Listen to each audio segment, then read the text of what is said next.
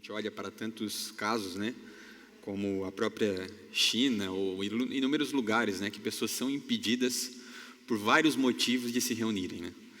E a gente tem essa oportunidade de poder congregar e se reunir juntos para prestar culto ao Senhor. Como o Jota falou no início aqui, né, o domingo ele é o ápice da nossa semana. Então é o momento, né, que nós podemos nos reunir para adorar a Deus juntos. O que nós já estamos fazendo ao longo da semana, porém, né, muitas vezes separados nos nossos lares, enfim, né, por causa da nossa rotina e tudo mais, mas a gente encontra aqueles irmãos que tanto amamos no domingo, para que possamos aí juntos prestar louvores àquele que é digno da nossa vida, de tudo que temos e tudo que somos.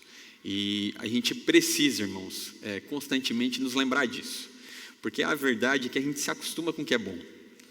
A gratidão, ela não é uma característica, muitas vezes, né, tão natural assim nossa. E a gente passa a acostumar com aquilo. Muitas vezes, contextos de igrejas, né, às vezes a gente tem irmãos que moram em algumas cidades que eles dariam tudo para poder congregar num lugar saudável. Às vezes eles têm que se mudar ou andar quilômetros para acessar uma igreja ali local. E é incrível como a gente se acostuma. A gente passa a congregar às vezes num lugar bom e saudável e a gente se acostuma com aquilo. A gente deixa de valorizar e se maravilhar com o que Deus faz. E principalmente, né, o que Deus faz por meio de igrejas que estão expandindo o reino de Deus na terra. Assim como, né, as igrejas que têm se reunido em Criciúma e Sara. Que Deus nos deu o privilégio de não perder isso de vista.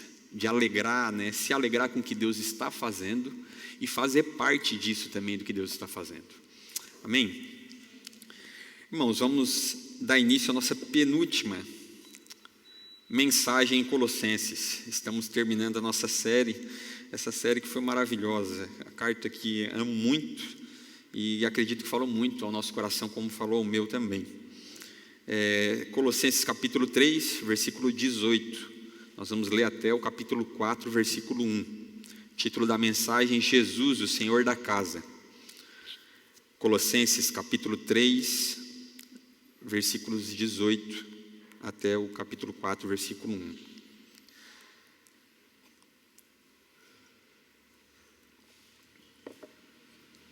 Diz assim: Esposas, que cada uma de vocês se sujeite ao seu próprio marido, como convém no Senhor. Maridos, que cada um de vocês ame a sua esposa e não a trate com amargura. Filhos, em tudo obedeçam seus pais, pois fazer isso é agradável diante do Senhor. Pais, não irritem os seus filhos, para que eles não fiquem desanimados. Servos, obedeçam em tudo a seus senhores aqui na terra, não servindo apenas quando estão sendo vigiados, visando somente agradar pessoas, mas com sinceridade de coração, temendo o Senhor. Tudo o que fizerem, façam de todo o coração, como para o Senhor e não para as pessoas, sabendo que receberão do Senhor a recompensa da herança. É a Cristo, o Senhor, que vocês estão servindo. E quem fizer injustiça, receberá em troca injustiça feita. E nisto ninguém será tratado com parcialidade. Senhores, tratem os seus servos com justiça e igualdade, sabendo que também vocês têm um Senhor no céu. Até aí. Vamos orar mais uma vez. Senhor, obrigado, Pai. Obrigado pela Tua palavra. Fala aos nossos corações, pois cremos no poder do Teu Espírito Santo e nos convencer da justiça, do pecado, do juízo. Em nome de Jesus, molda, Pai, a nossa vida conforme a Tua palavra, assim como o João orou aqui antes. Fala aos nossos corações, Pai, pela Tua misericórdia e graça. Pedimos em nome do Teu Filho amado Jesus. Amém. Irmãos, Paulo, né, nos fala no domingo passado aqui sobre aquelas virtudes do novo homem, né? A nova vida em Cristo, aquela nova vestimenta e aquilo que Cristo está produzindo em nós por meio do Espírito Santo e as virtudes que também desejamos cultivar. E agora ele chega aqui nesse final do capítulo 3, partindo já para o início ali, né, do versículo 1 do capítulo 4, falando sobre a vida prática disso. Coisas que impactam na nossa vida prática. Se somos esses cristãos, né, que têm uma nova vida em Cristo, uma nova vestimenta, baixa um pouquinho o retorno, uma nova vestimenta, como nos comportamos na prática, como isso impacta o nosso dia a dia, como isso impacta no nosso trabalho, como isso impacta na nossa vida familiar, como isso impacta nas nossas relações. Porque o cristão, irmãos, ele nasce para uma nova vida, não para viver uma vida isolada. Tudo que nós vemos que Paulo lidou ao longo do capítulo 3, ele trata a respeito da vida comunitária. Tudo repercute na nossa vida como igreja. Porque nós não somos salvos, né? E cada um vai ter um lugarzinho no novo céu, nova terra, lá isolado, né? Você não pensa que você vai ter uma ilha. Como que vai ser no novo céu, nova terra? Eu, a minha esposa e meus 5 filhos. Eu tenho um ainda, tá, só gente? Ainda. E você vai viver lá isolado, né, naquele momento maravilhoso pela eternidade, curtindo a sua família. Não, irmãos. Nós vamos viver com a nossa família da fé, com aqueles eleitos, santos e amados de Deus que falamos domingo passado. Aqueles que foram separados como o povo de Deus. Às vezes você olha para aquele irmão do lado, não pode ser que esse cara vai estar lá, vai estar lá assim como você também vai estar. Olha que realidade surpreendente. E a gente vai chegar lá e a gente vai se deparar. Pô, glória a Deus, cara. Graças a Deus o Mike está aí. Pô, que bom ver o João aí. Foi por um fio, né? Mas chegou. É a graça de Deus nos carregando. Perseverança dos santos, irmão. Uma doutrina que não dá para ignorar. A gente é carregado nos ombros da misericórdia, como fala o Juliano Som, né? A gente é carregado ali. E a gente persevera ao ponto de que vamos estar lá um dia. Isso não é um conto, não é uma fábula, irmãos. Existe uma verdade eterna nisso. Um dia estaremos no novo céus e nova terra, convivendo com esses irmãos. E por isso que Paulo trata sempre isso, porque é o centro do evangelho, uma vida em comunidade, viver com os nossos irmãos. Então ele traz aqui esses aspectos práticos que também repercutem nos nossos relacionamentos. E é impossível, irmãos, ser uma pessoa que vestiu uma nova vestimenta em Cristo Jesus e ser uma tribulação no nosso lar. É isso que Paulo vai começar a lidar aqui. Sabe, o homem é uma tribulação, a mulher é uma luta, e não que é uma vida perfeita, irmãos. Nós vamos errar, nós vamos lidar com desafios, vamos pecar. Mas existe uma coerência na vida do lar. Existe uma coerência nas nossas relações do trabalho. Existe uma coerência nas nossas relações com os nossos irmãos. Na criação dos nossos filhos. Na obediência como nós, né? Muitas vezes como filhos. Quando ainda moramos com os nossos pais. Ou na infância, na adolescência. Ou até propriamente o respeito que temos. Muitas vezes com os nossos pais já na vida adulta. Então ele traz esse aspecto prático. É notável olharmos para as nossas relações nos dias de hoje e vermos como, irmãos, por exemplo, o próprio casamento em si, ele hoje é tido como uma instituição falida para muitos. Pessoas já casam pensando na possibilidade de separar. Muitos já nem casam porque a separação é uma realidade. Então fica mais fácil, né, e menos burocrático, né, talvez daqui 1, 2 anos. As pessoas já não prezam mais pelo casamento muitas vezes. O índice, né, por alguns estudos aí, é gigantesco de relacionamentos que estão, né, sendo desmanchados ao longo do tempo. Por conta, muitas vezes, do egoísmo que há dentro dos nossos lares, de pessoas vivendo uma vida voltada para si. Talvez o meu cônjuge, para que ele serve? Para suprir as minhas necessidades, para me fazer feliz, para trazer, né, algum tipo de benefício que eu busco por meio da vida daquela pessoa. E lares, irmãos, que funcionam segundo a dinâmica das escrituras, da palavra, que como Paulo vai nos trazer aqui, são lares que prosperam, são lares que trazem um reflexo da vida da igreja na comunidade, na sociedade. Mark Lloyd Jones, né, um teólogo do século passado, ele diz que a falência da sociedade é o resultado da falência da família. Lares desestruturados ou lares que estão fadados ao fracasso por causa da sua falta de compatibilidade com as escrituras, é o que muitas vezes tem refletido numa sociedade adoecida, irmãos. Uma sociedade doente, tanto nos casamentos como na criação de filhos, e o que repercute também nos nossos relacionamentos, no trabalho, ou seja lá onde estivermos inseridos. Não é apenas aspectos externos, mas é o que nasce do nosso coração. ele vai trazer aqui em última instância que todos nós estamos debaixo do senhorio de Cristo.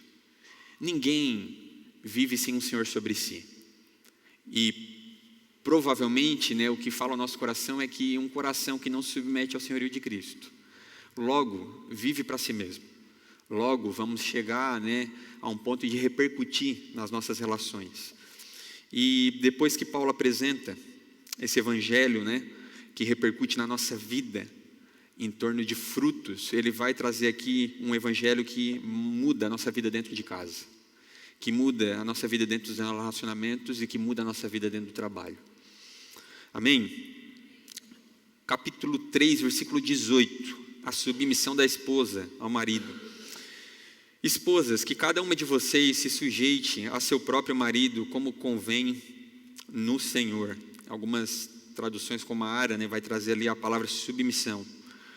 Irmãos, falar sobre submissão hoje é quase ofensivo, Na realidade de hoje tu fala isso, na era do empoderamento, é duro, até ser bíblico hoje. Uma palavra que na verdade aqui ela não tem ofensa nenhuma, não traz nenhum tipo de discriminação ou traz um sentido de tornar a mulher menor, mas muito pelo contrário, Paulo ele vai apresentar uma dinâmica aqui que traz uma diferença de funções. Próprio Gálatas capítulo 3, versículo 28 fala que o homem e a mulher, eles são um. E eles estão ali, irmãos, em pé de igualdade diante de Cristo Jesus. No que nós temos é uma diferença de funções, na dinâmica que nós chamamos do lar. E o que Paulo diz aqui é: mulheres, sujeitem-se aos seus maridos, como convém no Senhor. Não existe uma submissão que está desligada de uma pessoa, de uma mulher que está submissa ao próprio Cristo. Uma mulher não se submete ao seu marido, e nós vamos adentrar um pouco mais do que é submissão, não por causa do que ele faz ou o que ele deixa de fazer. Uma mulher se sujeita à liderança do seu marido no lar porque convém ao Senhor, porque ela vive uma vida que obedece a Cristo Jesus, porque ela se coloca debaixo do senhorio de Cristo Jesus. Ela se submete ao seu marido porque ela se submete primeiro a Cristo. É por causa disso, porque senão, na dinâmica do lar, irmãos, muitas vezes nós vamos olhar para o nosso marido, as esposas aqui presentes, ou aquelas que ainda vão casar, e talvez você olha, ele não é aquele super-herói que talvez você pensava. Pela graça de Deus, ele é um marido que você escolheu casar, e é aquele que Deus separou para você, e ele é uma bênção, mas ele não é perfeito. Ele vai falhar, e muitas vezes ele vai tomar uma decisão que ele vai errar, e você vai pegar e virar para ele e falar assim: eu avisei. Não, você não vai fazer isso. Nós sabemos que é uma prática comum nos dias de hoje. Não, você vai apoiá-lo. Você vai, talvez em algum momento, falar assim: amor, acho que não deu tão certo, Talvez essa decisão a gente não foi a mais assertiva possível. Porque submissão, irmãos, não é viver uma vida, calada. Não é uma vida ali debaixo de um autoritarismo ao ponto de que você não tem opinião. Muito pelo contrário, nós, como vamos ver, ali mais à frente, os homens, diante da sua responsabilidade, queremos ouvir e desfrutar da opinião das nossas esposas. Queremos participar junto, ao final são nossas auxiliadoras, são aquelas pessoas presentes conosco na mesma missão, que estão ali, de alguma forma, caminhando conosco como um só. E é uma vida que se trata ali dessa submissão, uma sujeição diante do temor do Senhor. Eu me sujeito ao meu marido porque eu temo a Deus primeiro, porque eu vejo Cristo como meu próprio Senhor. E se Ele é o meu Senhor, eu me submeto ao meu marido porque foi assim que Deus fez para que o lar funcionasse. Se é assim que Deus desejou que a dinâmica do lar funcionasse, Ele deu funções diferentes, e essa é a minha função como esposa, eu me sujeito a isso. Talvez eu não concorde tanto com aquela decisão, talvez eu já dei a minha opinião e ainda assim Ele decidiu segui-la, mas eu confio no meu marido, de que assim como Cristo ama a sua igreja, Ele também me ama, como nós vamos ver no versículo seguinte. Irmãos, é fácil viver uma vida de submissão quando o nosso marido, né, ele ama a sua esposa como Cristo amou a sua igreja. Diante de um amor sacrificial, a sujeição ela é leve, ela não é pesada. Porque a esposa ela acredita que o seu marido está tomando as decisões, não porque ele bem entende que aquilo é o melhor diante do seu orgulho ou dos seus objetivos, não, porque ele acredita que aquilo é o melhor para o seu lar. Diante de um amor sacrificial que preza a vida da sua esposa, primeiro até que a sua, morrendo todos os dias para as suas vontades muitas vezes, buscando aquilo que é o melhor para o seu lar, para a realidade da sua família, no que diz respeito às Escrituras. Sujeição é isso, é se submeter a Cristo Jesus, ao ponto de que leva a uma sujeição ao seu próprio marido. João Calvino, ele diz que essa sujeição, ela deve ser regulada pelo temor de Deus, não pela coação, mas pela reverência a Cristo.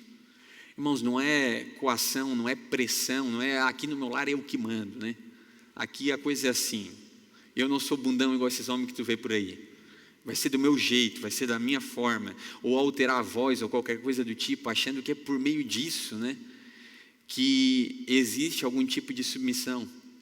E a submissão, irmãos, ela não está no amplo geral das relações. Ela está diante da aliança do casamento. Né? Às vezes tu vê aquela amiga tua aqui na igreja e você, não, faz isso. Não, por quê? Não sei o quê. Te questiona, mas essa pessoa ela é insubmissa, né? Essa aí, quando casar, está ralada, né? Não vai dar certo. Irmãos, a submissão é diante da aliança. Diante de um marido que Deus uniu essa pessoa a essa mulher em um só. Diante dessa aliança do matrimônio, ela escolheu viver uma vida de submissão, o apoiando, o encorajando, o incentivando, vivendo ali as boas decisões e as ruins também, muitas vezes, né? Infelizmente.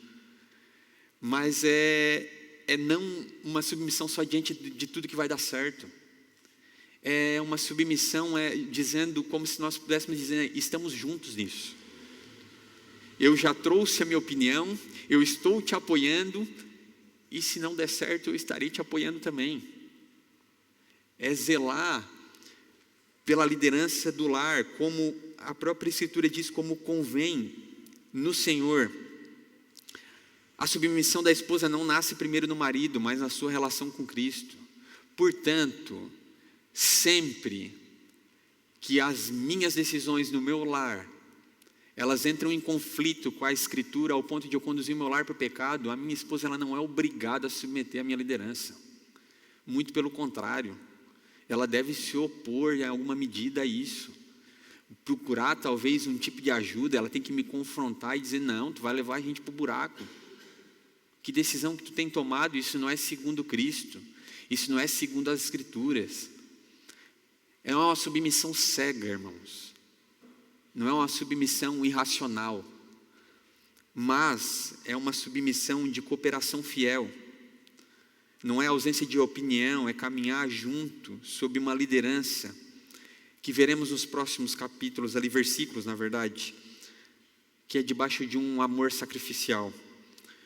Russell Shedd, ele comenta sobre esse versículo também, ele fala que essa submissão ela é uma atitude de respeito e valorização do marido, que se expressa naturalmente em apoio, serviço e disposição. É valorizar. Às vezes, tem áreas, irmãos, que talvez aquela esposa ela tenha até uma capacidade intelectual maior, uma capacidade de experiência maior, talvez até teológica maior, o que não isenta ela de opinião, mas diante de algumas decisões, o seu papel ali vai ser em respeito e valorização ao seu marido, expressar o seu apoio, servi-lo como ela puder, se colocar à disposição naquilo que ela puder como uma boa auxiliadora.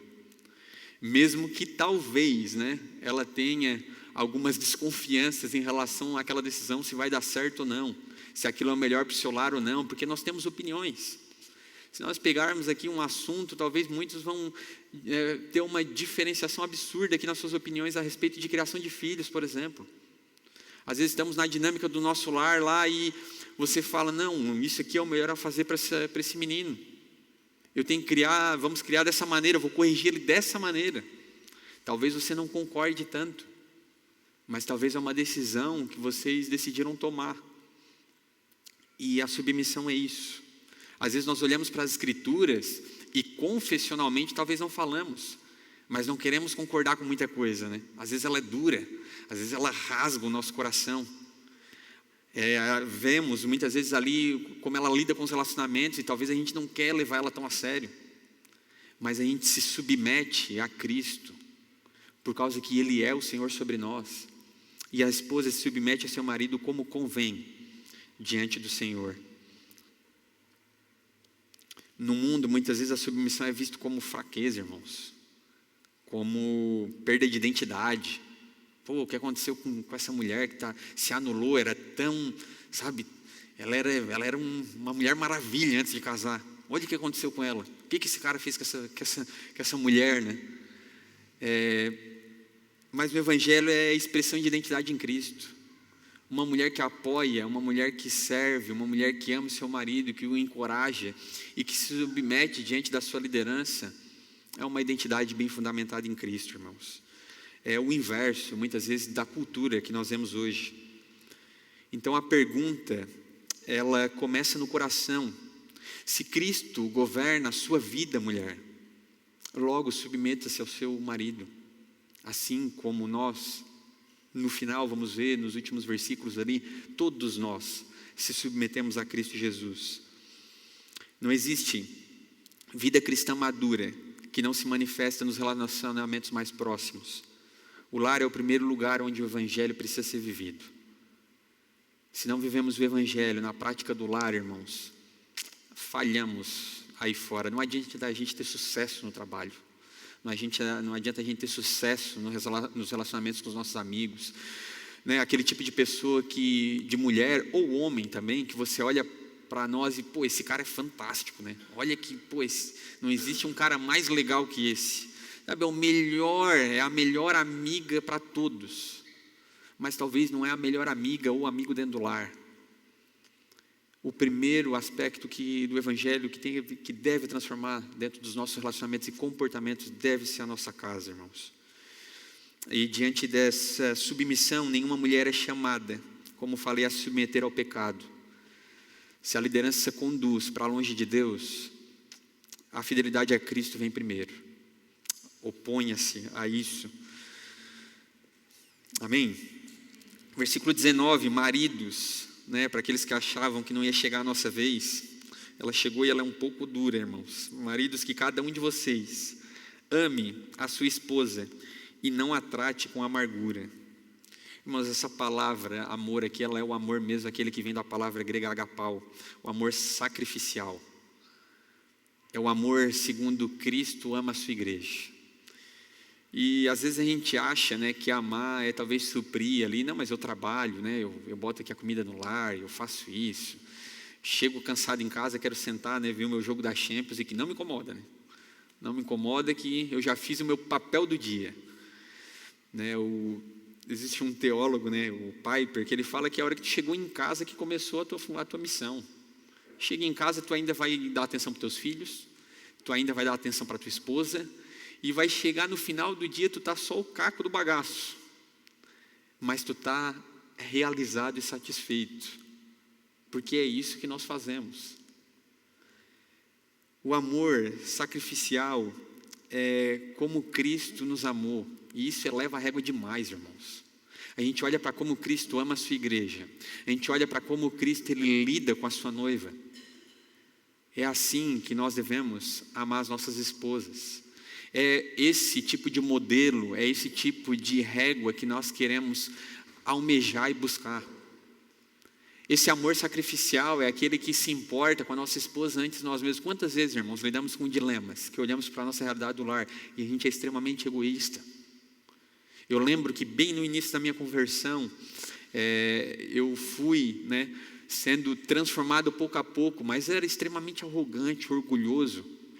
E quando eu me caso, lá no meu auge dos meus 24 anos, muita coisa já havia mudado. Mas em alguns momentos o Espírito Santo ia trazendo luz e eu ia percebendo o quanto, muitas vezes, dentro do meu relacionamento, eu me preocupava mais com aquilo que me trazia satisfação. Fazia vista grossa para alguns cenários, como olhava um tênis de R$ 400, pensava, pô, isso aqui vale demais, né? É um baita de um Vans, né? Aí a minha esposa virava, né? Mas tem ali o Splash Black, sei lá como é o nome daquelas coisas que passa no rosto de manhã, skincare, R$ 100, meu Deus, que coisa cara. Nossa, não, R$ 100 é muito, Grazi, não dá. R$ 100 um negócio para passar 2 xiringadas no rosto de manhã. E era engraçado, irmãos, como para mim algumas coisas eram desse tamanho, quando era para ela era do tamanho de um trem. Sabe, não, isso aqui não é caro demais, não sei o quê. Mas olhava ali para uma coisa, não, isso aqui é barato demais, tá dado, é de graça. Aprendendo pouco a pouco que era um amor sacrificial, que é morrer para as minhas vontades ao ponto de buscar fazer a vontade de Cristo. É querer conduzir o meu lar não pelas minhas motivações, pelos meus sonhos, pelos meus projetos. Não, minha casa vai rodar assim. Eu desde novo decidi que é assim, a minha esposa é assim, o meu filho vai ser criado. Não, é Senhor, qual é a tua vontade? Como eu posso obedecer a tua palavra diante do meu lar? Como eu posso ser um melhor marido? Como eu posso amar minha esposa? Como Cristo ama a sua igreja? Como o Senhor tem me amado? É olhar para a minha relação com Cristo, como Ele me perdoa constantemente de pecados que eu insisto em estar lá, com paciência, com mansidão, com longanimidade, e fazer com a minha esposa a mesma coisa. Sabe, é aquele assunto X que tu não aguenta mais lidar. Você já falou talvez sobre aquela situação inúmeras vezes. E você pensa, pô, essa mulher não muda. Ou ainda, ciúme disso, ainda aquilo outro. Não é esse tipo de relação, é um amor sacrificial ao ponto de sentar, assim como Cristo se assenta conosco. É olhar para ela e amá-la, ao tal ponto, se for preciso, estaremos dispostos a pagar com a nossa vida. O que vem antes? É esse tipo de relação. Cristo amou a si mesmo, Cristo amou a igreja e a si mesmo se entregou por ela. O marido ele não é chamado a dominar, irmãos, ele é chamado a se entregar. Não a exigir coisas, mas a servir. Não a impor, mas a amar. Quando lidamos com a nossa relação do lar, com a nossa esposa, segundo Cristo, a submissão ela é leve. Talvez a relação não funcione direito nos nossos lares porque tu é uma tranqueira. Porque tu acha que tudo tem que ser do teu jeito. Porque os motivos que te levam a tomar as tuas decisões não são bíblicos. É porque tu acha que tem que ser assim. Irmãos, quando nós vamos justificar ou embasar uma decisão e por trás dela não existe um respaldo bíblico, é o teu orgulho. E você insiste naquilo ali, não, nós vamos fazer isso. Não, e nós vamos seguir por aqui. Cuide para que não seja o seu orgulho capitaneando o seu lar em vez do amor sacrificial de Cristo Jesus. E o texto segue dizendo: e não a tratem com amargura. Irmãos, um marido ele pode prover, trabalhar, sustentar a casa e ainda falhar completamente no seu casamento se ele não ama com ternura. Essa palavra aqui no original, amargura, ela traz o sentido de uma pessoa áspera. Não é talvez aquelas questões só extravagantes. A gente nunca briga no nosso casamento. Uma vez lá em 2003 a gente teve uma discussão que daí foi, aquela coisa louca, mas nunca mais de lá para cá. Mas é todo dia aquele relacionamento áspero. Aquelas palavras que desencorajam, aquele falar sem ternura, aquela falta de empatia, aquele relacionamento muitas vezes distante. É sobre isso que Paulo está dizendo: ame como Cristo amou a igreja e não a tratem com esse tipo de amargura, essa relação áspera. Ser homem, irmãos, não é ser grosseiro, não é ser esse tipo de filho que queremos formar. Eu trato ele assim porque ele vai ser homem. Não é isso, nós vamos chegar na parte da educação. Com as nossas esposas não é assim também, não. Eu aqui em casa funciona bem. Ela é bem submissa, a coisa roda. Eu mando e ela não fala nada. Ah, Jesus, ajuda-nos a não ser uns completos tapados, para que não sejamos, irmãos. O pior não é parecer ser um bom marido, o pior de tudo é parecer ser um bom marido para os outros e não ser um marido bíblico. É ser aquela pessoa que as pessoas olham, pô, esse cara é um marido brilhante, a esposa pensa, né? Talvez pelo seu temor ao Senhor ela não fala, mas ela pensa, essa mulher não sabe o que esse cara está falando, não sabe que, não conhece a peça. É terrível. Irmãos, vai muito além de prover o sustento, vai muito além de trabalhar, sabe? Qualquer um que não é vadio consegue fazer isso. Mas é cuidar do seu lar, e precisa, tá, irmãos? O óbvio às vezes precisa ser dito, né? Precisa não ser vadio, precisa trabalhar, sustentar o seu lar, precisa, no mínimo, né, ter a vontade e o desejo de prover a sua casa. Mas precisa, acima de tudo, amar sua esposa com ternura. Porque Cristo, Ele não amou a igreja com dureza, Ele não nos trata com aspereza, irmãos. Ele não é aquele que quando nos chegamos lá todo, né, quebrado aos seus pés, Ele pega e nos chute. Pô, quantas vezes tu já veio aqui, cara, com esse mesmo discurso, de que tu me ama e vai me obedecer pro resto da tua vida, e amanhã tu sabe como é que vai ser o início do teu dia. Ele nos trata assim, irmãos? Não, muito pelo contrário. O marido é chamado a refletir esse amor no casamento. Isso significa que o homem não pode usar a sua posição para benefício próprio. A sua liderança, ela existe para edificar, proteger e servir. Vou repetir, irmãos. Significa que o homem não pode usar a sua posição para benefício próprio. Sua liderança existe para edificar, proteger e servir. Amar não é só sentir, irmãos, é decidir. Você não é chamado a amar só para quando é fácil, só para quando tudo vai bem, é quando fica difícil também. Quando o bicho pega, quando a relação está difícil, quando existem problemas, é para isso que somos chamados. É uma boa pergunta, né? Se Cristo tratasse você como você trata a sua esposa, como seria a sua relação com Ele? Essa é uma pergunta que cabe a nós homens. Se Ele nos tratasse da mesma medida, como seria, irmãos? Essa aqui é dura, tá? Versículo 20 e 21. Só um alerta, né? um adendo a esse último versículo. Dureza, irmãos, constante. Ele não é traço de personalidade, tá? Ele é pecado a ser tratado. O nosso comportamento, muitas vezes nós queremos justificar como personalidade, como criação, como meu pai era assim, eu também sou. Essa ternura, ela não se aplica só a homens passivos, calmos, introspectivos, ela se aplica a todos nós. Então, cuidado, essa dureza, aspereza, ela pode ser pecados que nós precisamos urgentemente tratar. Versículo 20 e 21.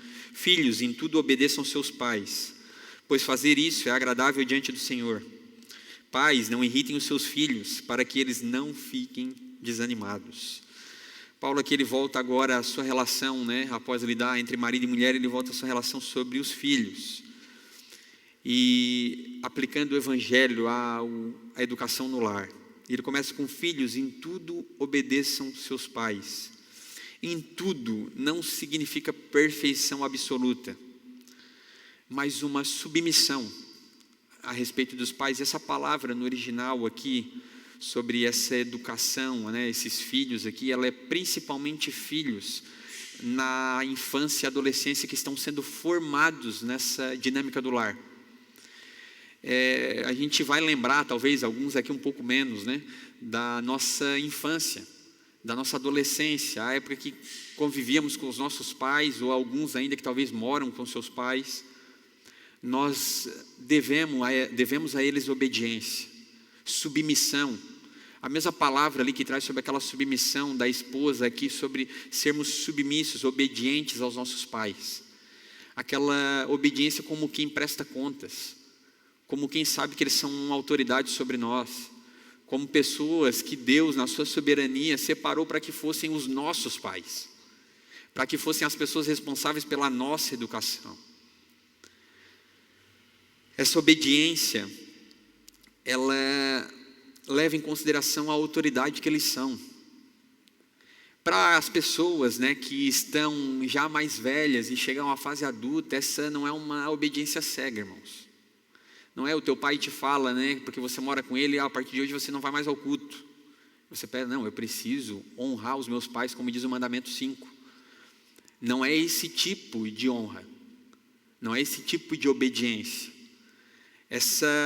Esse texto que Paulo está trazendo é sobre essa educação no lar. A partir do momento que você chega a uma fase adulta, você mora ainda com seus pais, você obedece sim às dinâmicas do lar. Estamos sobre o mesmo teto, então ele vai falar, pô, cara, está chegando muito tarde. Aqui em casa, a gente não quer se preocupar contigo aí na rua até 5 da manhã. Tu consegue chegar ali às 11? Aí talvez você fale, né, pô, 11h30, pai, 45 ali. Não, beleza. Mas é esse tipo de relação. Não é uma obediência cega aos nossos pais na fase adulta, por que não, né? Para que não se torne também, muitas vezes, um extremo daqueles pais controladores. Pô, o filho tem 35 anos e o pai está ali, né? Não, faz isso, não namora com isso, faz aquilo outro, não trabalha lá, não estuda isso, estuda aquilo, né? Porque o pai quer que tu seja médico, mas tu não pode ver sangue. E assim, tudo, né, que tu vai fazer na tua vida está ali sobre as expectativas, né, e decisões dos pais. E não é sobre isso que Paulo está lidando. O mandamento, o reflexo na nossa vida hoje, o que é honrar os meus pais hoje? Não é tudo que a minha mãe me fala, eu pegar, não, é isso, então vamos fazer. Não é isso, vou começar a tratar a Graça assim, não é isso. Não é esse tipo de honra, não é uma obediência cega de igual forma, assim como as nossas esposas. Esse tipo de honra é levar em consideração quem a minha mãe é, quem o meu pai é, o que eles já fizeram por mim. É não desprezar a sua opinião, é levar em consideração, é ouvi-los em sua sabedoria, ouvi-los em sua instrução, é considerar, sabe, não é, eu me tornei adulto, eu já sei muito mais que eles, meu pai nem crente é, o que quer falar, o que quer opinar na minha vida aqui, sabe nada. É ouvi-los e considerá-los, isso é honrar. E para aqueles, né, que são jovens, obedeçam aos seus pais, honrem os seus pais, principalmente aquilo que diz respeito à dinâmica do lar. Existe um jeito que funciona lá, é aquele tipo de adolescente, né, que ele quer responder porque ele acha que ele sabe mais que tudo. Todos nós passamos por essa fase, sabemos muito mais que os nossos pais, e quando vamos ficando mais velhos, vamos sabendo que a gente não sabe nada mesmo, a gente era muito do leigo. Ouvir, né, lá no lar que, aqui não dá para falar esse tipo de besteira, não vai falar assim com a tua mãe, e isso é honrá-los, é obedecê-los. Talvez na rua você fala como você quer com seus amigos, mas diante de quem os nossos pais são, não, nós os honramos com a nossa obediência, por mais que muitas vezes temos maus comportamentos para com outros, que não deveríamos de fato, mas infelizmente temos muitas vezes. E para que funcione, né, essa obediência dos nossos filhos, ele diz, pais, não irritem os seus filhos para que eles não fiquem desanimados. Irmãos, muitas vezes os nossos filhos não nos obedecem, não nos escutam, não nos honram em nenhuma medida por nossa culpa, por nossa própria responsabilidade, porque somos aqueles que pouco inspiram e muito cobram. Paulo está falando que não irritem os seus filhos, ao ponto de não sejam aqueles que ficam desanimando eles, aquela cobrança excessiva. Não é não corrigir, não é não ensiná-los, nós precisamos fazer isso, mas é não corrigir ao ponto de desanimá-los. É correção, é educação, é conversa, mas é encorajamento, é amor, é cuidado, é formá-los segundo Cristo. A educação é isso, irmãos, não é o nosso projeto de vida daquilo que não fomos, mas é formar Cristo nos nossos filhos, é ensiná-los a obedecê-lo e conhecê-lo.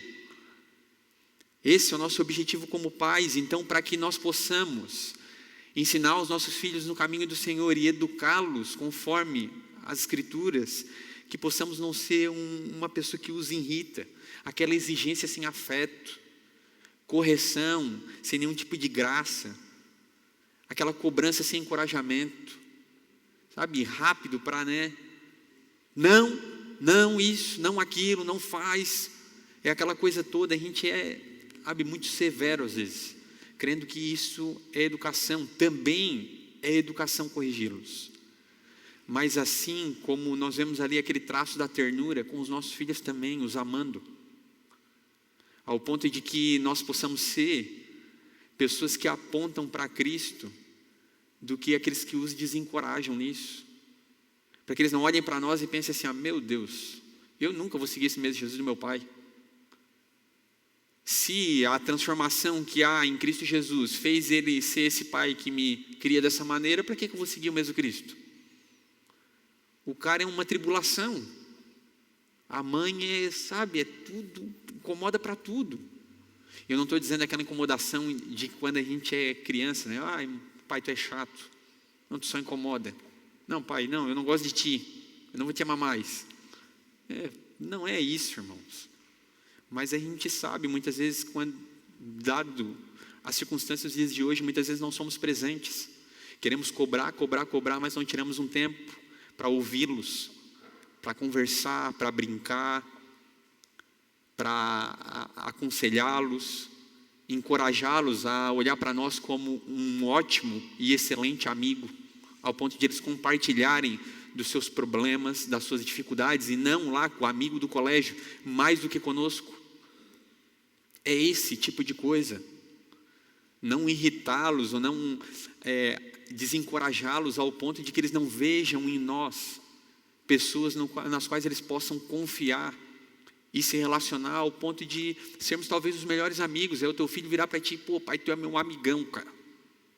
Tu é meu amigão. Deixa eu te contar o que aconteceu hoje. E você pensa: pai, eu estou extremamente cansado. Mas você senta a bunda naquele sofá e você escuta aquela criança. E você tira um tempo para brincar. Talvez ele queria, provavelmente, que fosse 10 horas. Mas talvez ali meia hora seja suficiente. É esse tipo de amor. Corrigir, mas cuidar, instruir, mas encorajar, liderar. É pastorear o coração das nossas crianças. A criação de filhos, irmãos, ele é um ministério que Deus nos deu. E não se trata apenas de educar para a vida, mas é como tenho dito, é formar Deus nessas crianças. Se você acha que você não tem nenhum dom, nenhum talento, Deus não me chamou para nada. Deus, ele te chamou para isso. Para você ser um marido, para você ser uma esposa, para você educar os seus filhos no caminho do Senhor. Apesar de que você com certeza tem dons e talentos. Mas isso é um ministério para a nossa vida.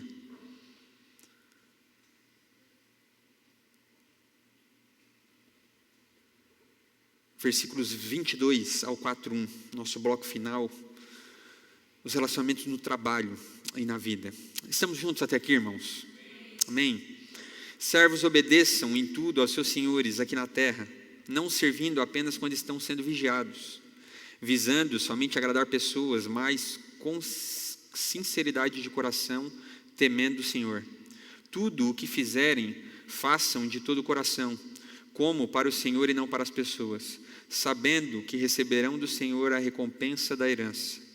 É a Cristo o Senhor que vocês estão servindo. E quem fizer injustiça receberá em troca a injustiça feita. E nisto ninguém será tratado com parcialidade. Senhores, tratem os seus servos com justiça e igualdade, sabendo que também vocês têm um Senhor no céu. Aqui, Paulo está lidando ainda com o contexto da época de senhores e escravos. mas o que se aplica à nossa realidade de hoje, das nossas relações de trabalho. Ele confronta uma tendência comum aqui, de trabalhar apenas quando a gente está sendo visto, ou de fazer o nosso melhor para ser visto, para alcançar algum tipo de reconhecimento. E ele lida aqui como nós vivemos perante a face de Deus. Quando nós trabalhamos para Deus. Pessoas que entendem que têm a sua vida debaixo do senhorio de Cristo e vivem a sua vida para a glória de Deus, elas também trabalham para Deus. Irmãos, não existe uma distinção entre espiritualidade e profissional. Não, beleza, né? Aqui, legal, tudo certo, mas aqui o trabalho, profissão. Não, você é um cristão antes de ser um profissional da sua área. Antes de você ser um médico, você é um cristão. Você não é um médico que é cristão, que é pai, que é... Ser um cristão, ser um filho de Deus é a nossa identidade e depois vem todas essas coisas. Então você é um cristão também no seu trabalho. Você não trabalha apenas quando... Não, aqui, né, é o ponto da empresa que não pega a câmera. Deixa eu dar uma descansada. Deixa eu dar uma relaxadinha, né? Você sabe todos os pontos cegos da sua empresa. Meu, esse cara, ele precisa ser impactado pelo Evangelho. Talvez Cristo entrou em várias áreas da nossa vida, mas falta adentrar o nosso trabalho. Às vezes, né, a gente... Não, Cristo entra aqui vem, família, pô, que bênção, maravilhoso isso. Daí está lá a portinha do trabalho, né? Não, aqui não. Aqui não, porque... Não, vai que Deus o livre, né? Vai que esse desejo daquela é ganância. Vai que, né, essas horas de trabalho tudo aqui é pecado. Vai que é desequilíbrio. Aí a gente não quer permitir muitas vezes que Cristo entre nas nossas relações profissionais. Porque vai que o nosso discurso, muitas vezes o nosso trabalho, ele é mais parecido com o mundo do que com o próprio Evangelho. E vai que, né, viver o Evangelho a tal ponto na nossa área profissional nos custe talvez o nosso emprego. Vai que talvez nós sejamos perseguidos. Assim como Cristo falou que aqueles que vivem segundo a sua palavra seriam perseguidos, seriam mal falados. É trabalhar não como alguém que busca reconhecimento, irmãos, ou só por dinheiro, como alguém busca sucesso.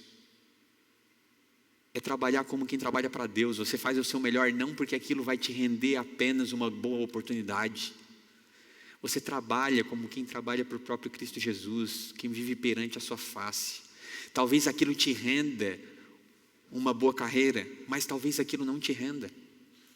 E você ainda continua fazendo o melhor com aquilo que você tem. Porque é para Ele que trabalhamos.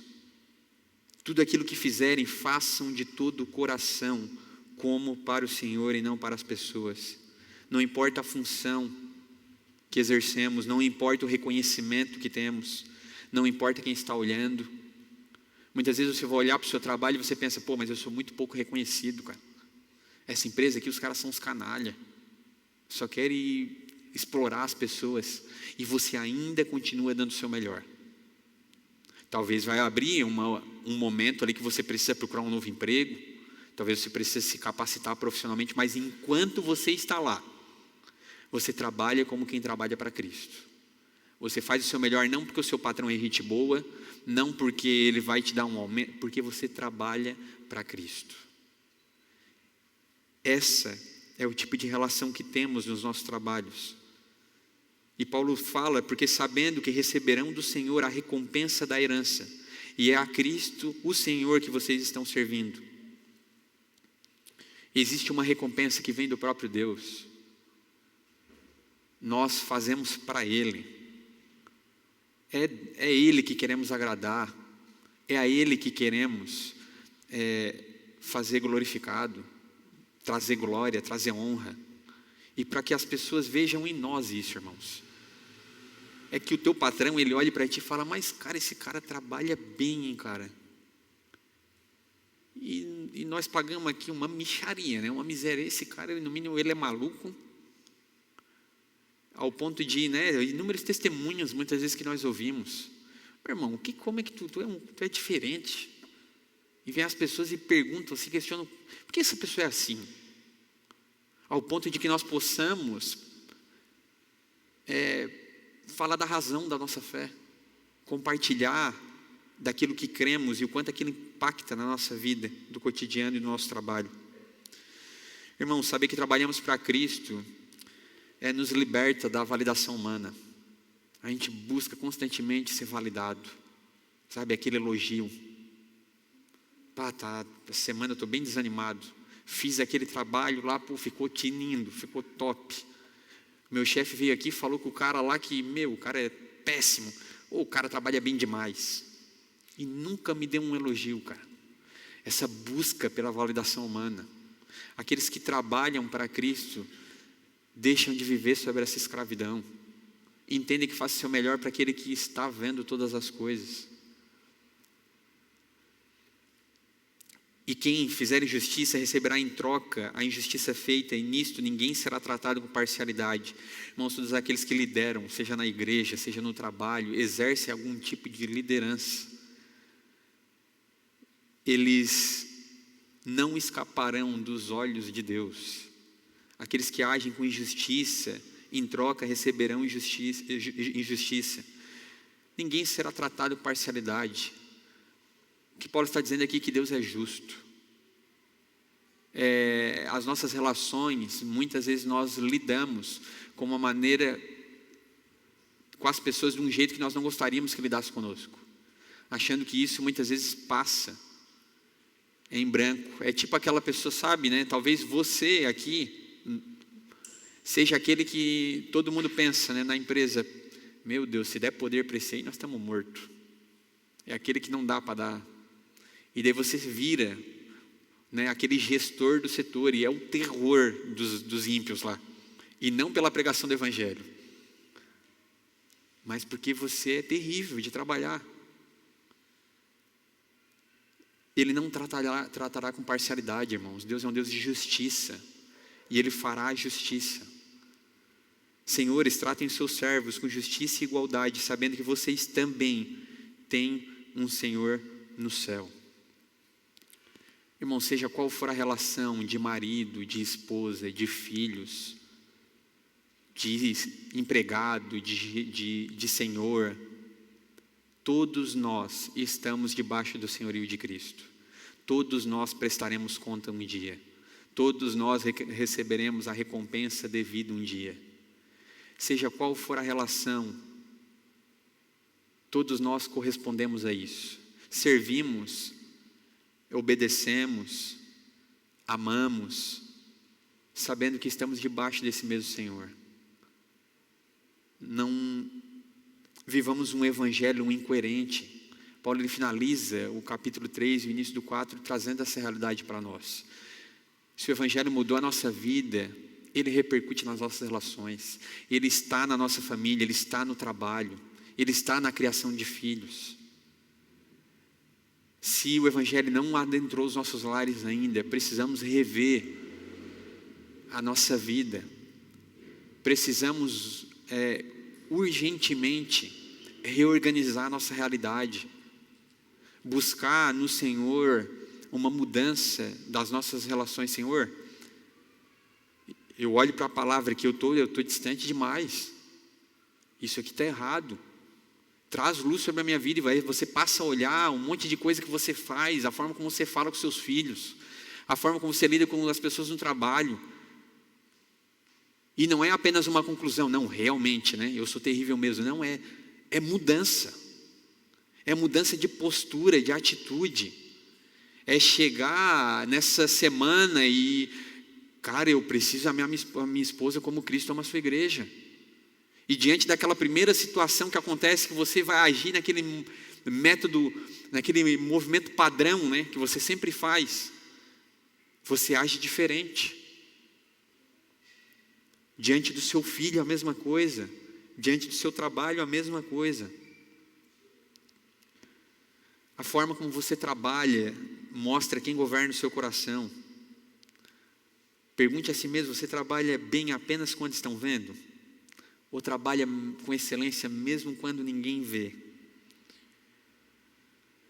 Pare de trabalhar por aprovação humana, trabalhe para quem serve a Cristo. E se você lidera, você exerce algum papel de liderança, lembre-se, você não é o dono final. Você também tem um Senhor, a quem você presta conta. E um dia prestaremos conta, irmãos, de fato, de tudo que fazemos ou deixamos de fazer. Que a vida, para nós, diante de Cristo Jesus, não seja um peso, assim como não é o Evangelho. Mas que seja leve também para as pessoas que estão ao nosso redor. Por meio dos nossos relacionamentos. Para isso, Cristo precisa estar no centro, irmãos. A pergunta não é como está o nosso casamento, como está a nossa família, como está o nosso trabalho. Precisamos refletir sobre isso. Mas é como está a minha vida diante do meu Senhor. Como está a minha submissão diante de Cristo. Como está a minha relação com Cristo. Se não nos relacionamos com Cristo Jesus, irmãos, dificilmente o Evangelho vai impactar a nossa vida a tal ponto.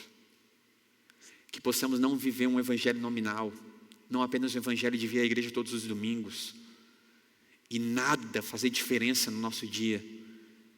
Sabe, seguir a Cristo, não, eu sou crente há 10 anos, e pasmem, nada mudou. Eu sou a mesma pessoa, eu sou o mesmo marido, a mesma esposa, o mesmo pai, o mesmo funcionário, o mesmo patrão. Irmãos, isso não pode ser algo normal para nós. Isso deve gerar algum tipo de indignação em nós, inconformidade. Eu não posso me conformar com isso. O Evangelho precisa me transformar. Para isso, Cristo precisa estar no centro da nossa vida. Ele não pode ser só o nosso Salvador, como existe esse movimento, pós-reforma na Europa. Ele é meu Salvador, eu creio em Cristo para a salvação, vou para o céu, maravilhoso. Mas Ele não é meu Senhor, eu não sou seu discípulo, Ele chamou alguns para ser discípulos. Alguns para se submeter ao seu senhorio. Eu não, isso eu deixo para o JP que leva isso mais a sério. Não, Ele precisa ser o nosso Senhor. Para que a dinâmica dos nossos lares, dos nossos relacionamentos, do nosso trabalho, tomem os seus devidos lugares. Assim como Ele toma o lugar devido no nosso coração. Amém? Essa é a nossa oração.